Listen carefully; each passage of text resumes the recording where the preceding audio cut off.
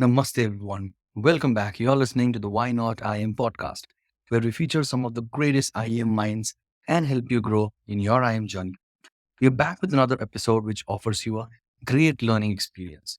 This episode is very special because we have a very special guest.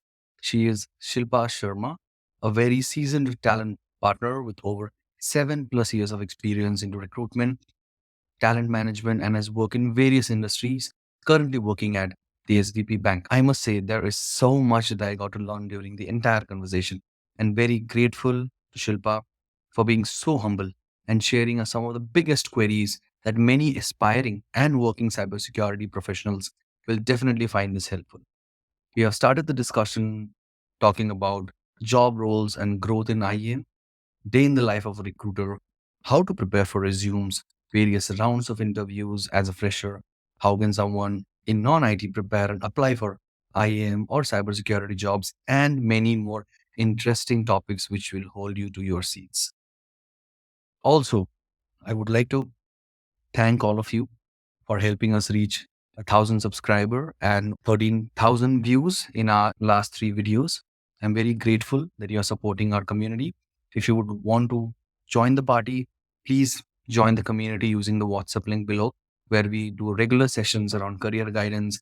We do meetup, we do troubleshooting, we share knowledge, make sure that you're upskilling your IAM knowledge. And this covers variety of domains in the world of identity and access management.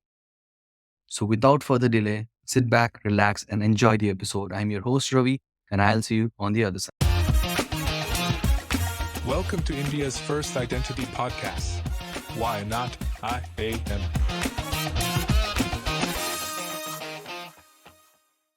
Hello, everyone. We have with us Shilpa Sharma, who is a talent partner at Silicon Valley Bank. Hi, Shilpa. Hi, Ravi. Let's jump straight to the main questions, Shilpa. A lot of people are really intrigued to know about the world of identity and access management.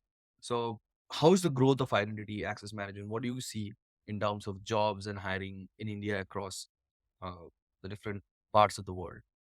Thank you so much for the question, Ravi, first of all. And thank you so much for having me here. I'm equally excited to be a part of this, wherein I would be sharing a lot more insight on the cybersecurity with respect to the recruitment. So, as you asked, the domain of identity and access management, probably I'll just cover the cybersecurity domain as a whole first and then move into the identity and access management. See, definitely all of us knows that cybersecurity, the field of cybersecurity has increased multifold in the last few years because initially cybersecurity function was never taken as seriously in an organization as other organization. But I think with the advancement of the technology and if you see most of the organization and more organizations are moving from on-prem to cloud, right? So with the adoption of cloud, things are changing and definitely we are more vulnerable to cyber attacks. So as much as the technology is getting advanced, these cyber attacks are also getting very, very sophisticated in the organizations. And since I am working with a financial institution, with a bank, cybersecurity gets even more important, right? Mhm. So, yes, the demand for cybersecurity professionals has increased a lot more in the past few years than it was ever in the industry. Uh, Navigating it to identity and access management as a vertical under cybersecurity, I'm sure you would know that identity and access management has always been a standalone function. Okay. Mhm. But now this identity and access management has become one of the integral part of the cybersecurity or information security in any organization. So whenever policies gets drafted, right, identity and access management is seen as one of the most important cybersecurity framework, and it is no more a standalone function in the organization. It has been given equally important as any other verticals in cyber. So, yes, the demand is increasing and it's going to increase much more in the coming years. There is definitely a scarcity of good talent, but I think things are changing. More and more people are crafting their career into cybersecurity and wants to get into this field, which is going to evolve much more. Yeah. So Great. that's Thank my you very much. Thank you very much, Shilpa. To just give a brief about this entire episode to all our viewers and listeners, yeah. this whole episode will be divided into two parts. The first, we talk about career advices, Hmm. how someone can get into IAM and everything around careers and IAM jobs and hiring for two set of folks out there. Hmm. One primarily targeting the freshers, and the second one targeting IT professionals who are into non-cyber or non-IAM domain, and how this whole conversation can help them. Second episode talks about career decisions or how someone already into the field of IAM, how this whole conversation can help them grow further in the domain of identity access management, reach to a point where they want to excel their career. Absolutely. So to begin with, for our audience who are either college grads or who are freshers or who are working in IT for a very long time and really want to explore the IM or the overall Hmm. cybersecurity, Hmm. like what is the general process of interview? If you can just give us a walkthrough, like what are the different rounds that Hmm. people, anyone applying for a job can expect?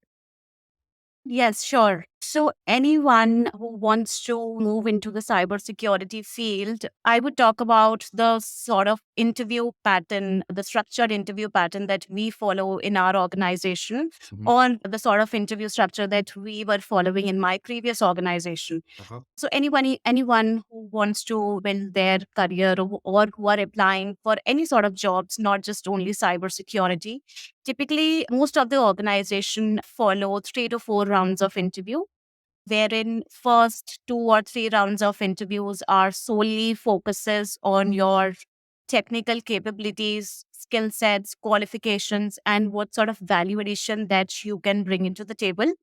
So first 2 to 3 rounds definitely are only evaluate you basis your technical capabilities and the skill sets.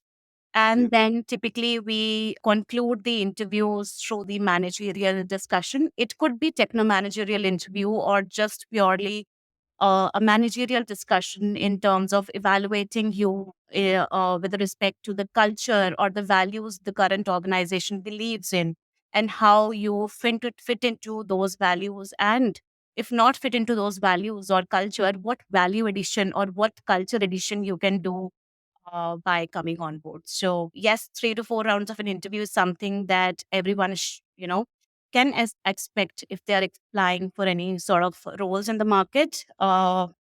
Starting off with technical and then concluding it off with the managerial or techno managerial discussions. Okay. Thank you very much, Shilpa. So, I would also want to cover an aspect like a day in your life, day to day. Like, how does your day to day goes on about uh, like selecting resumes, posting jobs? Can you give us a walkthrough of what goes inside day to day in terms of roles and responsibility of a talent acquisition team or a recruitment team? Yes, sure. So as a recruiter, we typically work on multiple roles at one point in time. So here at Silicon Valley Bank India Center, I support the recruitment for different functions. One is definitely cybersecurity, and which is why I'm here speaking with you. Apart from that, I also support the hiring for technology teams and product. But my core still remains recruiting cybersecurity professionals. Hmm. So my day typically consists of hiring or finding or searching for the right talent across the open roles or open requisitions in the organization Hmm. across different functions. As I mentioned, I'm supporting multiple functions here at Silicon Valley Bank. Hmm. So yes, we do post all these jobs on our career site on LinkedIn, and we look out for the talent through different job portals like Naukri, LinkedIn, and others. Depends on the job portals organizations has. So that's one. And then we also, there's a lot of, when you are a recruiter, definitely stakeholder management is something that is of utmost importance. So on day-to-day basis, we connect with the hiring managers or leaders of that functions to understand any sort of challenges that we face in finding the right talent and how we can bridge that gap and bring the right talent to the team. So that's again a second thing that we do on a day-to-day basis, which is stakeholder management or connecting with the right people in the organization to get the roles closed as early as possible. Definitely not compromising on the quality of talent that we are planning to bring into the table. Apart from that, there is definitely routine tasks that we do on the system, like offer posting and offer negotiations. HR interview discussion is some of the major area that as a recruiter you look into. That's typically a life of a recruiter. Okay. Great. Thank you very much. I know it must be really hectic to shuffle around so many different things. Now, moving on to the next question and a continuation of the general process of interviews, right? When you spoke about skills, Hmm. what are the different tech skills that you look when you're interviewing a candidate or if you're looking for a candidate? Like maybe top five tech skills that you Hmm. want in a candidate if you are interviewing for a overall cybersecurity job and Okay. in general IAM. I mean, we can summarize it on the basis of cybersecurity itself. Sure, Ravi. So basically, in our organization at SVB, we hire for two types of people. Okay. Mhm. One who are engineers and other who are analysts. We follow a hierarchy wherein we hire some of the entry level people. The ratio is comparatively very less as compared to the lateral talent.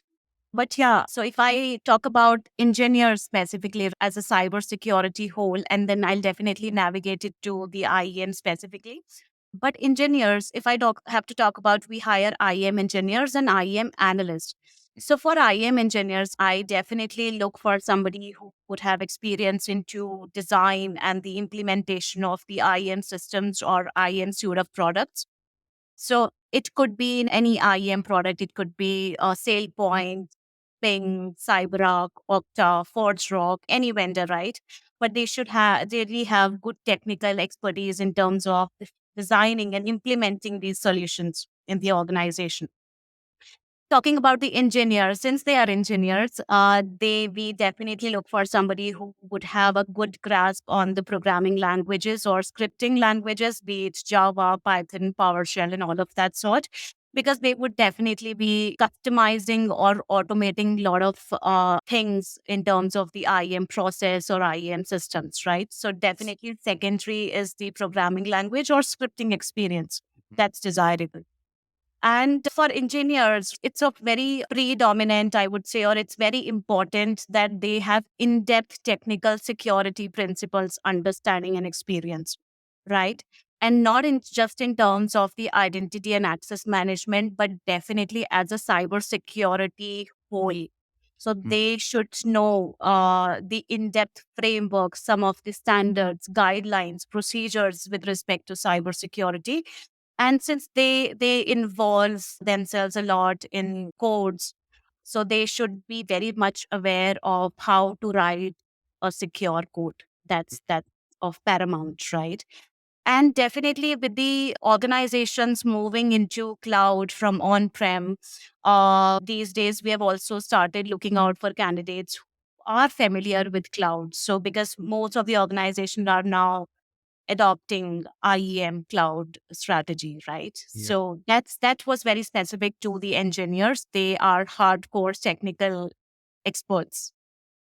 Moving on to analysts, Ravi. So we also hire a lot for the IEM analyst role. So these analysts are typically on the governance side of the identity and access management. When I say governance side of the identity and access management, I typically look for somebody, or we typically look for certain skill set in terms of good hands-on experience with access controls, good understanding of the IAM concepts, or experience on managing identities, okay, or have experience in identity life cycle. So these analysts, because they are called analysts, they should definitely have some of the good analytical skills. So they also get involved in a lot of compliance and auditing process. So we also look for somebody who would have experience working with auditors, internal or external auditors, right? These IAM analysts also have good experience around incident response, wherein they deal with anomalies or any sort of threat with respect to the IAM systems or solutions in the organization.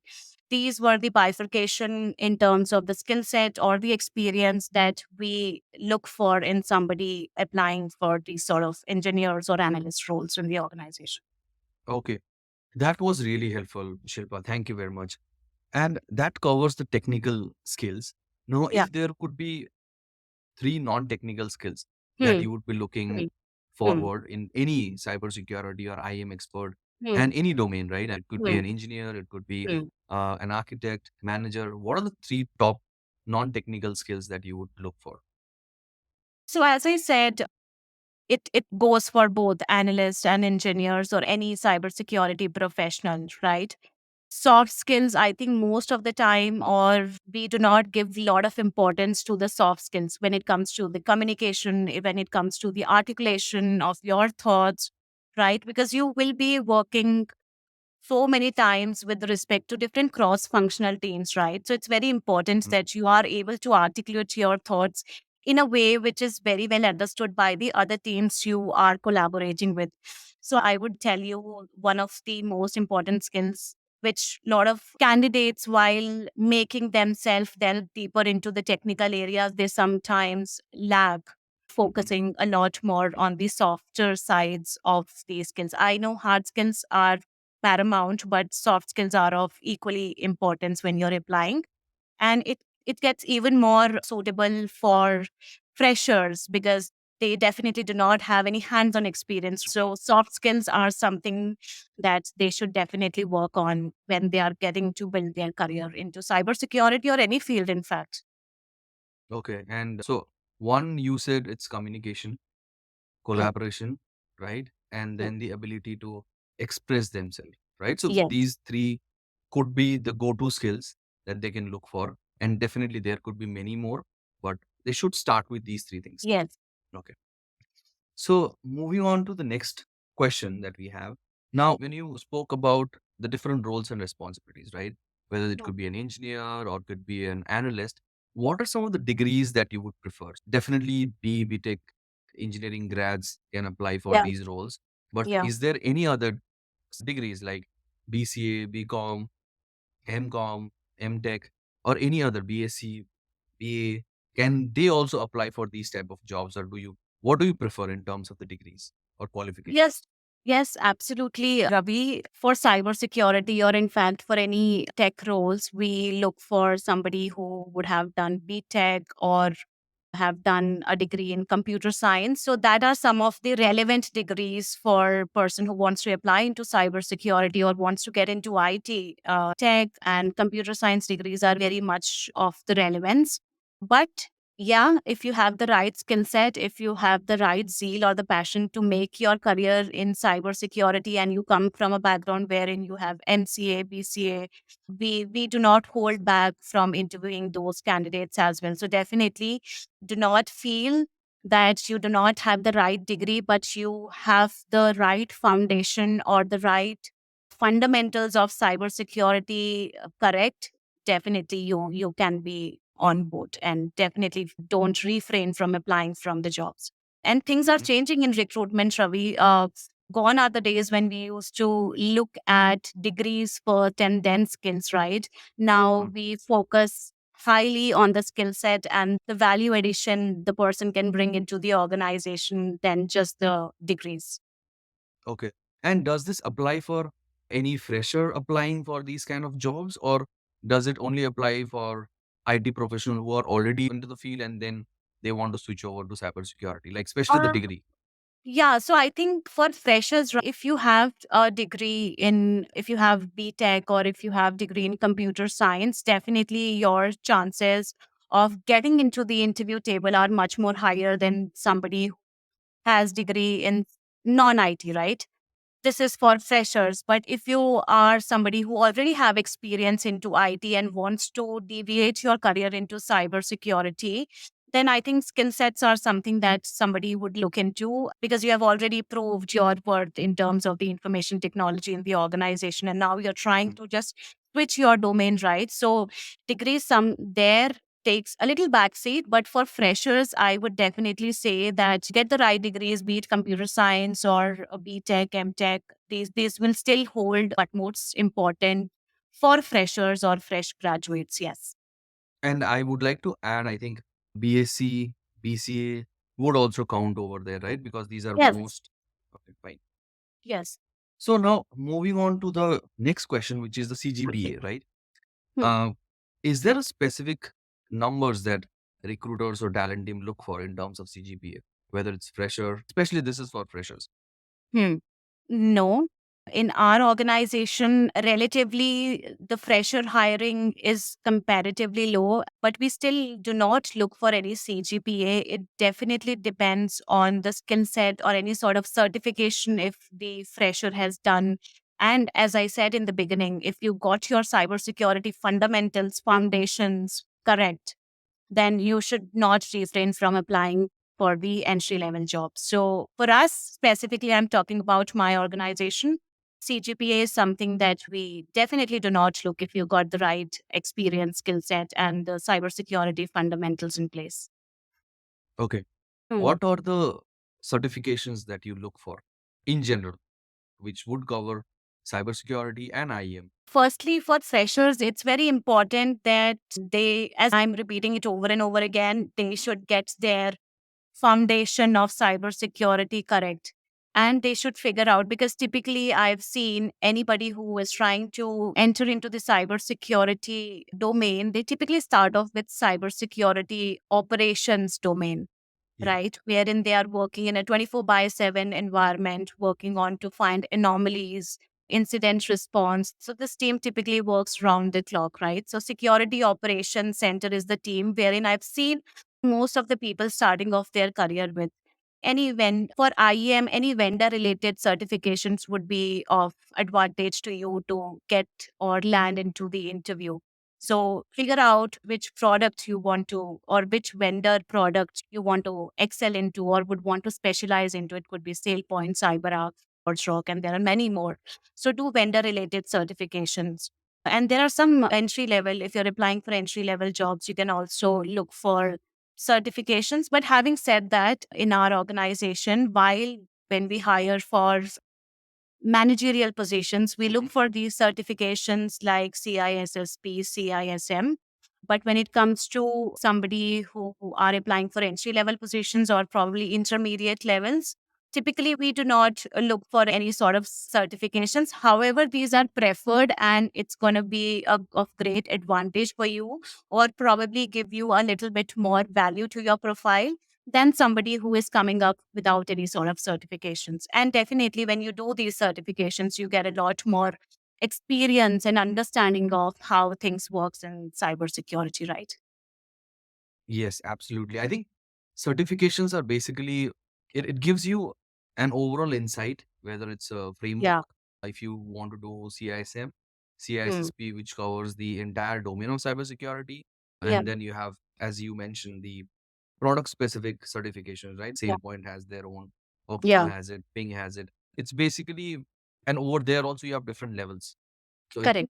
the certification basically helps you get a knowledge of the particular product in a specific level.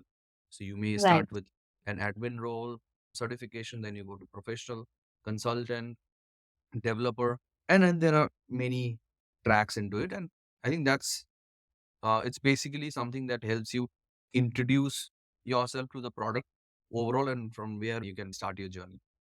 But Absolutely. these are really helpful insights, Shilpa. Thank you very much. Now, from an audience perspective, Hmm. someone who has done or made sure that they have checked all the box, like they have got the basic skills, they have the zeal, enthusiasm to learn more, they have got the right technical skills and the soft skills. Now, what is the next step from here is basically sitting down and preparing the resume. So, what are some of the highlights that you want to point out? For example, if I am putting my resume versus someone else's, and if you want to select the other person's resume, what would stand out in that resume? Sure. So this is very basic. Okay. All that is fine. You want to switch your domain or you want to get into some hot market, which is cybersecurity and build your career. But for you to even land up to an interview stage, your resume is the first thing, right? For you Mhm. to break the door of any organization. Yeah. So, resume definitely, this is the first step for a recruiter to evaluate a candidate, right? Hmm. While all of us understands that the 2 pages cannot cover what all you have done, Hmm. okay? But it's equally important that you craft your resume in a way which beautifully highlights your skills, your projects, your certifications, and your qualifications very clearly. Because we, as a recruiters, just spend 10 seconds to screen a profile. I know that's very less, but yeah, that's all we got because we are working on multiple roles and navigating through multiple things in our day. We understand you cannot write everything on your resume, but having said that, it is very important. So design your resume in a way which covers your projects, as I said, your qualifications, your skill sets, your certifications. And Hmm. we as recruiter, when we go out and look for any sort of talent, we look through certain keywords that are very popular with respect to that job role.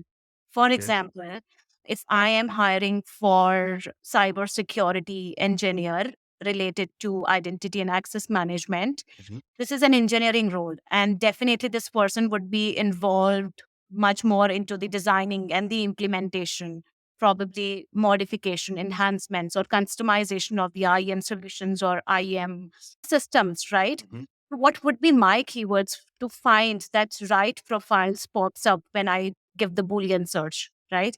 So while I enter those keywords, which are very common, right? So I would probably put identity and access management because I feel when somebody who is into the IEM field would definitely have IEM written on their resume. So that's one. And now comes your specialization. I am looking for a sale point person. Okay. So I'll add my another keyword as sale point. So Okay. somebody who would have written sale point in their resume, that resume would pop in. And I need somebody who would have designed an implementation of the SailPoint product. Then I would definitely write somebody. I would write apart from IEM and SailPoint, I will have two more keywords, which would be design and the implementation. So you need to figure out, and I think it's important that you also think through the lens of the recruiter that what are some of the popular keywords that are related to my job profiles, right?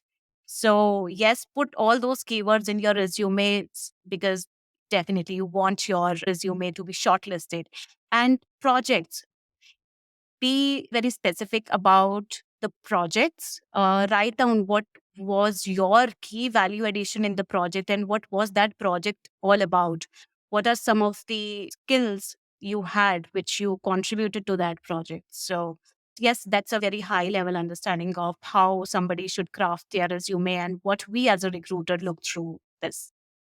Okay. Great. No, that was really helpful, Shilpa. I think it summarizes the entire process, right? From the time someone sits with a CGPA to degree to understanding what are the skills that they would need, and also trying to build a resume. Now that they have built this entire resume and they are good to go, what are some of the portals that they can apply for?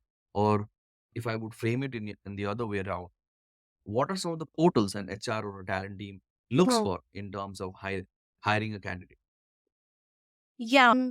See, so if you are an active job seeker, we all know that Naukri is one of the most popular job portal, and we see a lot of active job seekers out there. Hmm. So I think you can definitely post your resume on Naukri because I see most of the organization use this job portal to look Okay. for the right talent.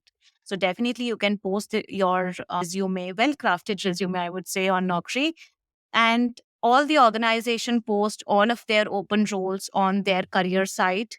So if you have a list of organizations or your dream organizations listed, then you can keep a tab on their career site to see if they opened up any new role which matches to your skill set and aspirations. And then LinkedIn also. So the moment you post these, the organization post these roles, it gets reflected across different job portals, be it Naukri, so be Indeed, Monster, then LinkedIn, organization's own career site. And then also, if you're following any recruiters from any of the organization, they also keep posting about these open roles on their personal LinkedIn walls. So that's how you can keep a tab of the roles. Okay. So basically, to summarize this, you have Naukri as the Yeah. primary portal, and then Yeah. you have the career pages in organization level and Yeah. LinkedIn, right? These are three main portals that they can look for to post their resumes and look for the right set of jobs. I would also like Uh-huh. to add there, Ravi. So a lot of time we look for candidates through LinkedIn, right? Okay. So it's very important for candidates, or even if you're not actively applying for any opportunity, to craft your profile in a way, or have your profile on LinkedIn in a way which clearly calls out what is your role, what is your title, what are some of the skill sets that you're working on, what is your expertise, your career trajectory, Okay. and a brief summary which summarizes your overall experience into the field. Okay. Because most of the time, specifically for senior roles like manager, senior manager, directors, we also share their LinkedIn profile to the hiring managers to look through. So a well crafted LinkedIn profile is good thing for any candidate to do it. Okay. Okay. And now moving on to the questions around domain, right? Which domain, as of now, based on your Hmm. experience, and again, it could be related to SVP bank also. So, what are the different domains, and then which has a lot of demand in terms of IAM? Yes, we have the access, Hmm. identity, Hmm. privilege, directories, four five Yeah. domains, right? What are Hmm. the domains that you see is getting a lot of traction and requirement from a banking perspective? Okay, so I'll cover the cybersecurity vertical as a whole. Hmm. SOC, Security Operations Center. I think Hmm. I mentioned that if somebody wants to break into the cybersecurity field, they are usually starting off their career with security analyst, Hmm. cybersecurity analyst. So the demand for cybersecurity analyst in the team of Security Operations Center, which works round the clock 24 by 7 rotational. So the demand for these analysts have gone really high in the last Hmm. few years because this is a huge team that any organization can have. Lately, these organization or many organizations have started to have their own internal SOC team than what they were previously doing to outsource this to the other organizations. And that's what we are also doing here in our bank. We are also scaling up our cybersecurity operations team in India. So we will soon have a full-fledged in-house team in India for us. So yes, SOC roles are something which are really, really in demand, followed by cloud security, which is a very, very niche talent to find right now, Mm. which requires you to have experience on cloud platforms, have little bit understanding of DevOps, CI/CD pipelines, experience on infrastructure as a code, which includes cloud formation, Terraform, and this is a very niche market. So if somebody, I would probably add that if somebody from IT, if I say wants to move into cybersecurity, so if I specifically talk about cloud security, and if somebody is currently in a capacity of cloud engineer, they have some of the really good transferable skills to move into cloud security because they know cloud infrastructure. They work on CI/CD, right? They work on Terraforms, Ansible, and all of that. So for them, it is comparatively easier to break into the cybersecurity field and make their career into cloud security because they have a lot of transferable skills. So apart from that, security operations, cloud security, network security, engineering, and IAM, definitely. So these are some of the roles that we in our organization hire a lot, and these are in popular trend right now. Okay. And in if we go back to the IAM world, here do you see demand on all the three domains? Like you have requirement for CyberArk, also SailPoint, Hmm. Ping, Okta, or is it any specific domain that a bank would usually require? For us, I we hire a lot for SailPoint. We hire a lot for SailPoint developers, SailPoint Mhm. administrators, IM engineers who have design and implementation experience on SailPoint. Okay. So SailPoint is something that we look for. Okay. Now going back to the transformation, right? The change in the career. So I've Hmm. seen, as you mentioned, SailPoint or IAM also needs a lot of developers, or IAM would also need a lot of people having the knowledge of cloud security or DevOps and all. So Hmm. if I have been working as a developer, say for around 5, 6 years, and I see how crowded the developer market is, and if I learn SailPoint Hmm. and do a few projects on my own and Hmm. try to shift into a company where I can apply for a SailPoint developer, Hmm. how would be the journey there? Will resumes be accepted, or is that the right move? Or how should someone already being in the field of development Hmm. plan to move to IM, and will organization accept them as a career role? I think absolutely yes, because we are no more into the traditional recruitment practices wherein we look at a person's resume which has a stability in terms of the skill set. Having said that, for you, for example, if you are a Java developer, okay, I'm just taking an example. For Yeah. instance, you are a Java developer and you want to make your career into cybersecurity now, considering that it's going to be of huge importance in coming years, right? So for you, firstly, it's very important that you recognize some of the transferable skills. So I just give an example of cloud security, right? Mhm. It's comparatively easier for a cloud engineer to move to a cloud security career because he or she or they have a lot of transferable skills that they can bring into the cloud security role. It's Mm. just that they need to just get their foundation, their fundamentals about coding securely and get some security principles or frameworks right. That's something that they will have to learn. They can do it through different certifications. There are a lot of online courses that they can do. But if somebody, for example, like a Java developer wants to make into cyber security, definitely they understand the life cycle of a software development, but they have very minimal transferable skills that they can bring into the cyber security.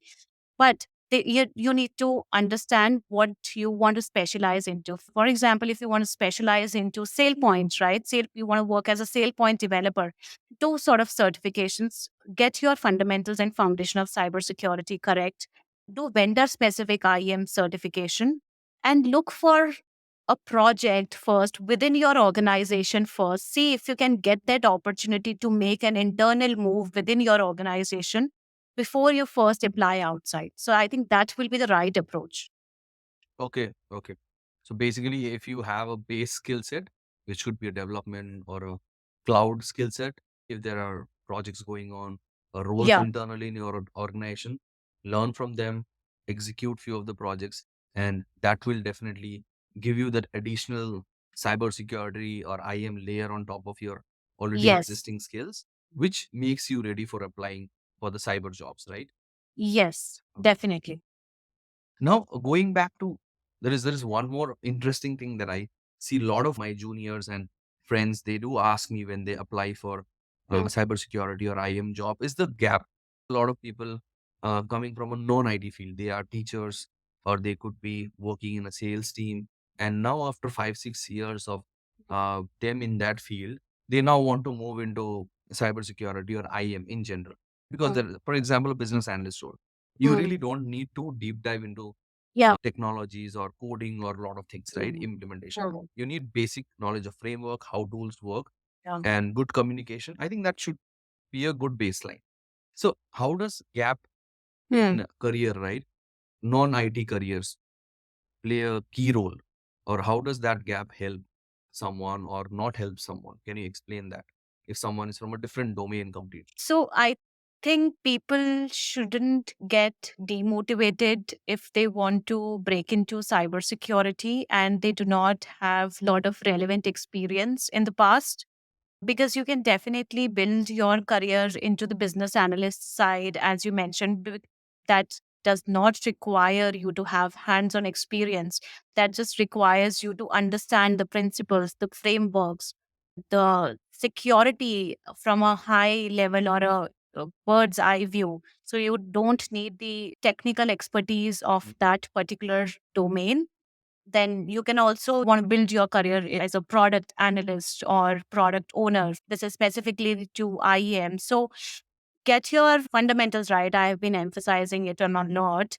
So even if you do not have technical or a development experience, you still can break into the cybersecurity field and build your career as a business analyst, product owner, product analyst of that sort. So I recently hired somebody in the team.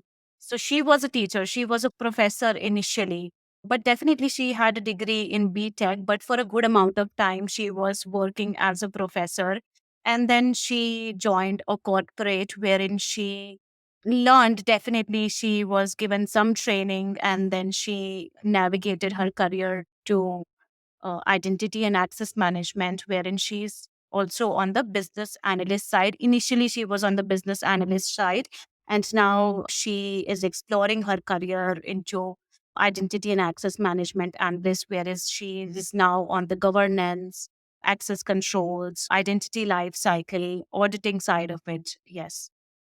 Okay, that's a great example, I think, for a lot of the audience out here who are teachers, who are sales manager, or trying, or basically not from the IT domain or IM domain, right? Trying to Yeah. move into the IT side of the world. Thank you very much for being with us and listening till here. The next episode talks more about the world of identity and access management, can grow their career, what are the different roles when you're working as an engineer that you can aspire for, and many more interesting topics. So, if you have reached till here, please like the video and comment down if you really liked our effort. And please do join the community if you would really want to upskill yourself. We are out there with a group of volunteers to help you grow you in your IM journey, and we'll be very happy to contribute. Thank you, and I'll see you in the next episode.